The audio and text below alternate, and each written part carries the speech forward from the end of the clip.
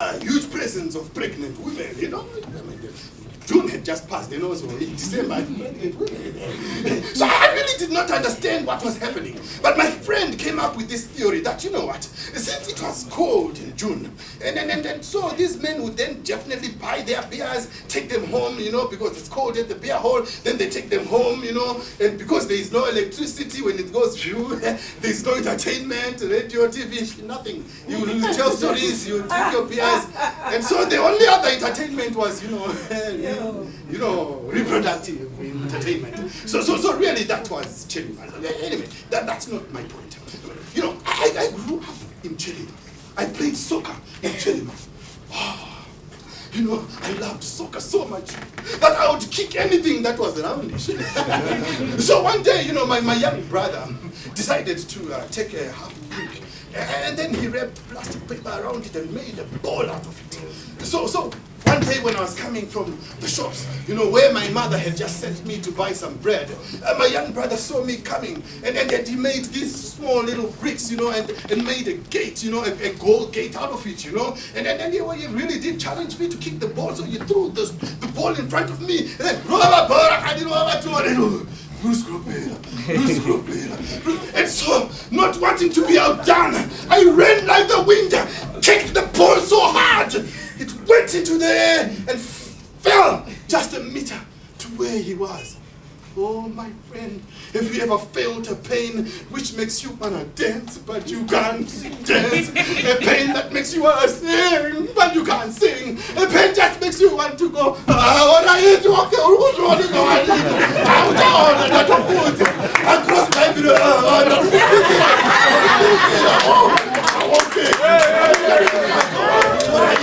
okay, what I eat?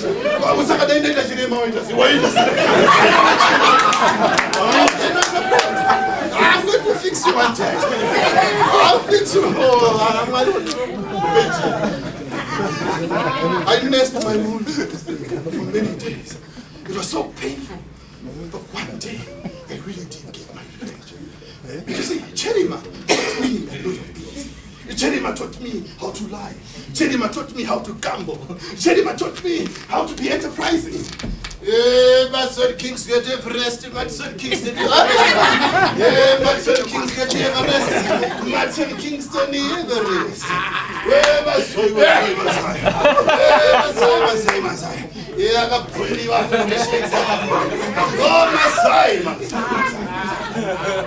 That was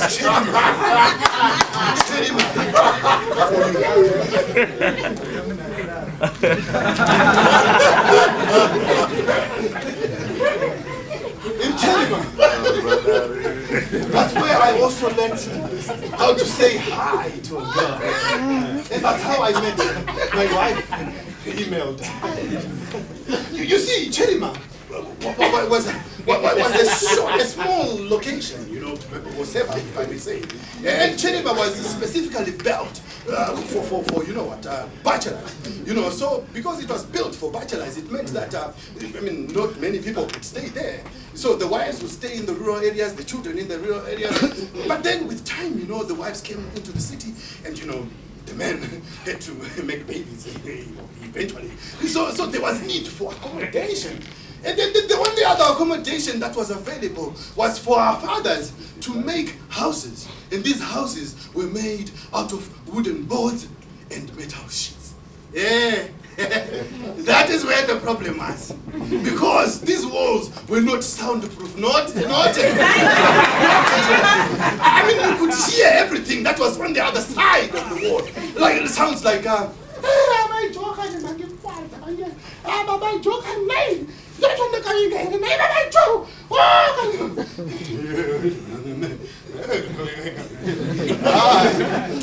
Jesus Christ. Shucks. So the older boys really got curious about it.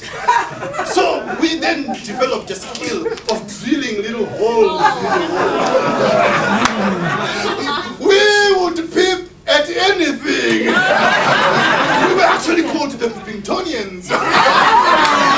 You see, we would peep at babies, toddlers, I mean, little girls, teenage girls, married women, grandmother. Grandmothers as well. So we would peep at anything.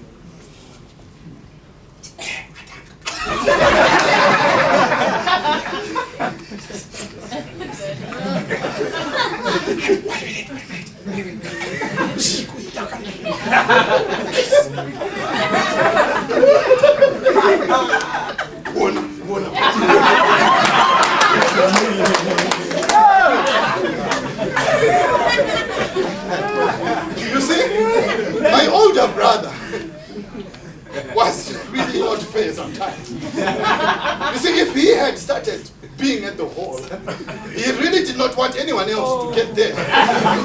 So, he would wait for us, the young boys, until our blood really was, waked up, and, some limbs started moving, Then he would just sneak up on you.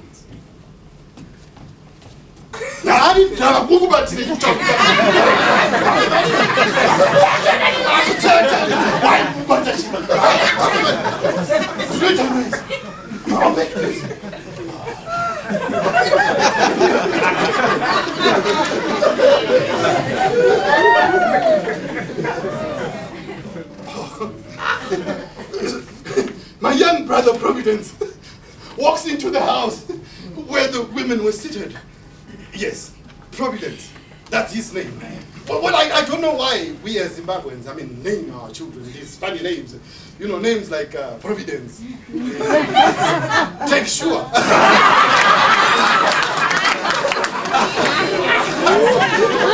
These funny names. January. Friday. I'm actually thinking that maybe this old Malawian guy, from Bali there, he had just had a baby son. And I'm thinking they'd asked him, what the name of the baby was. And he was like, Zitale mwana. Right. You're Friday.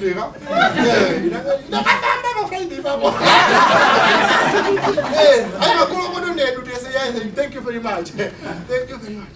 Hey, Friday. The Friday, believe me.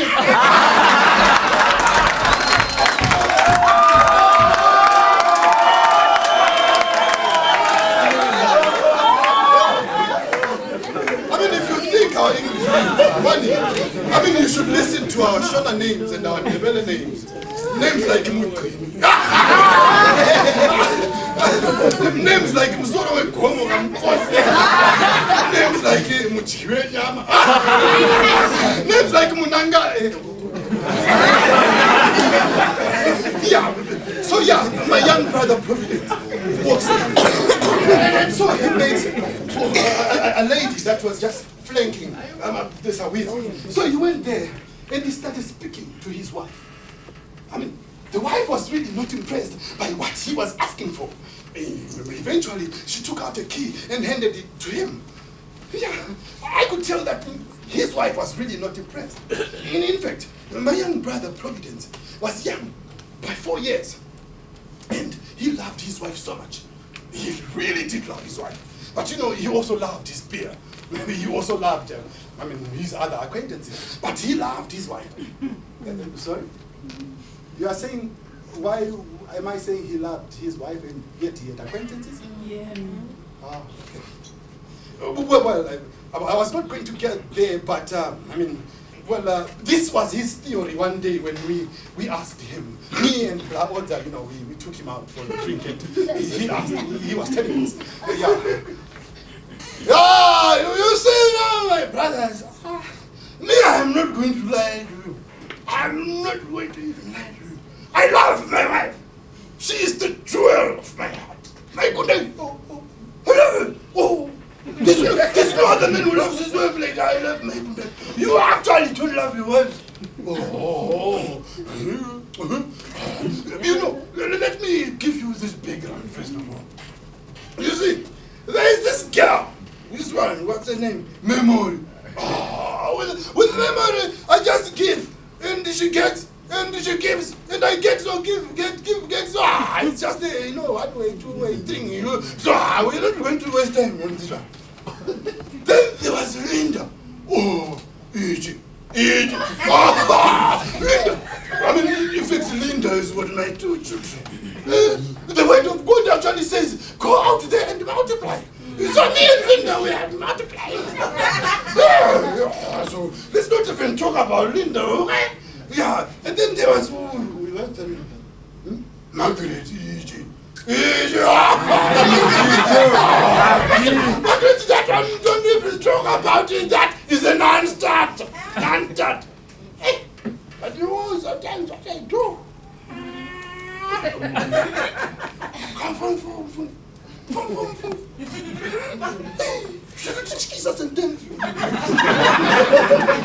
But you know what? This young girl has got blood that is always running, you know. And sometimes it actually makes me feel like I'm also from. I know, but this girl is just.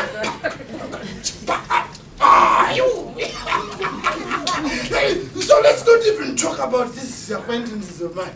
I'm just giving you a background. So, why am I saying that I love my Hyundai? I'm saying that I love my Hyundai because after having done all these escapades, I go back home. Put on get up, Umba.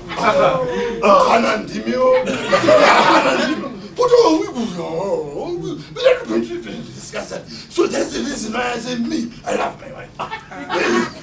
So, your theories and whatever you're going to talk to me about, let's just forget about it. You see that one in the red t-shirt. I'm so tired.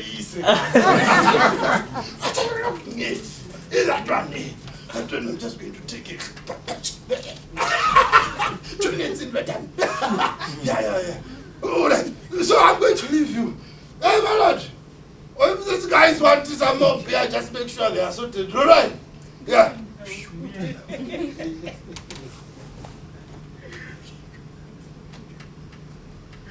So, Providence stands up from where he is, and he begins to walk out of the house. I then notice a limp in his leg. And it makes me remember of that fateful day. Oh, my God. Oh, no. You see, my brother Providence loved animals. Oh, he loved any type of animal. You know, even those white mice, he loved them. The guinea pigs, he loved them. He loved kittens. Oh, yeah, he loved kids. I hated kids. I hate cats. I didn't want to see cats. Whenever I would see one, I'd just kick it. Make it hit the wall. Hated cats. I hate you. Yeah.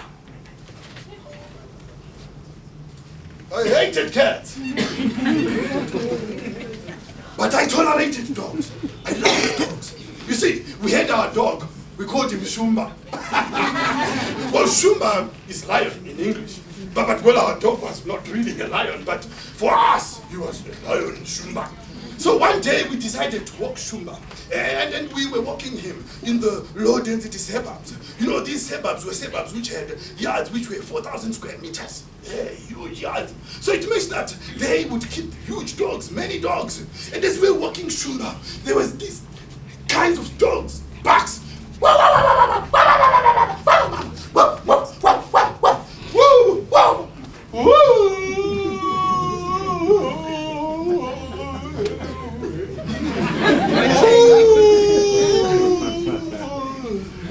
So me and my young brother, we are walking Shumba, you know, because these dogs are all barking.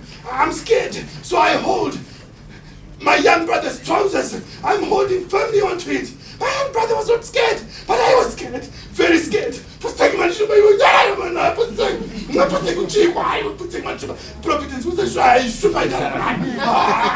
So as we were approaching this huge black gate, this huge dog leaped over the Jura wall and made for us. I did not wait for the dog to get to where we were. All I could do was leave my young brother's trousers and made for the kill.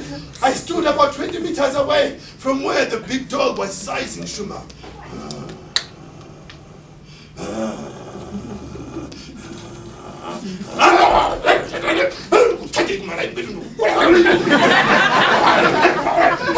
These dogs were fighting. And so my young brother realized that his dog was in trouble. His dog was in trouble. So he went for the kill. And then this dog turned against him. It bit his lip.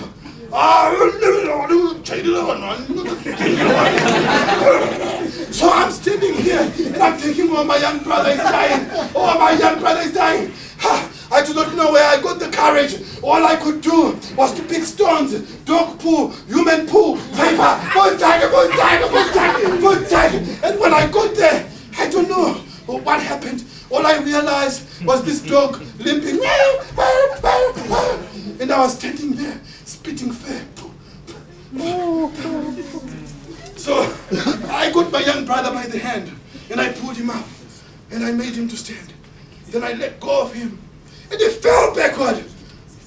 But when he fell backward, I looked at him and I realized that there was blood on his hip. Hey, blood! Oh, should I have mentioned blood? So this car comes, it stops where we were. I picked my young brother, I put him in the car.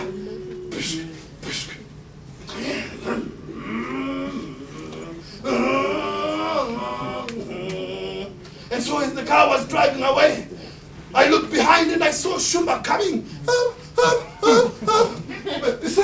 Sir, our dog is following us. Can you please stop for him? Young man, where are our dogs? You know, the dog will sniff his way home. We have to take this young boy to the hospital. This is an emergency. So I'm there. I look back again. And there is Shumba following us. The gap is widening. How?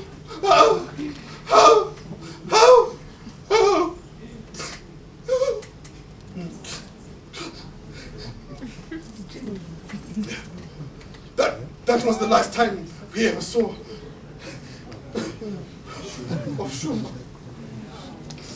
I got a hard beating from my parents. It was very hard. I could not sleep properly. I could not sit properly. But that was the last time we ever saw of Shumba.